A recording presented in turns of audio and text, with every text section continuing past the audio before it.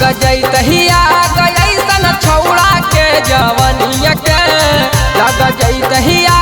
गैसन छौड़ा के जवनिया के छोड़ी के घर में कनिया के मजा महरे गेलै नचनिया के छोड़ी के घर में कनिया के मजा महरे गेलै नचनिया के ओकरे पालुटै तहिया अपन पूरा उ कमौनिया के ओकरे पालुटै तहिया अपन पूरा उ कमौनिया के छोड़ी के घर में कनिया के मजा महरे गेलै नचनिया के छोड़ी के घर में कनिया के मजा महरे गेलै नचनिया के बहा गेलै सखी छोड़ी के घर में कनिया के मजा महरे गेलै नचनिया के छोड़ी के घर में कनिया के मजा महरे गेलै नचनिया के माँ प्रतिमा रिकॉर्डिंग स्टूडियो शेखपुरा। हमारा के छोड़ी के बहक गेलै राजा गे कौची मिला है माजा गे नचनिया के धारा है पांजा गे हमारा के छोड़ी के बहक गेलै राजा गे कौची मिला है माजा गे नचनिया के धारा है पांजा गे कैसे हम रोकिए साखी ओकर मन मनिया के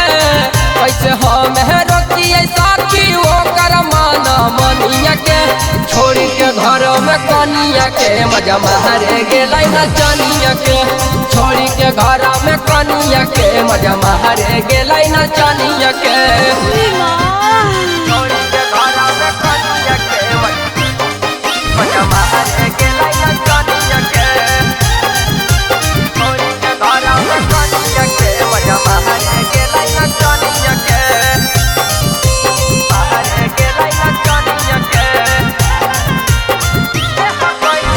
देह कई रुपैया अपन सोइया छौड़ी के होठ में सब लिखबै हमारी पोट में जाके कहे से करबै कोहट में सुन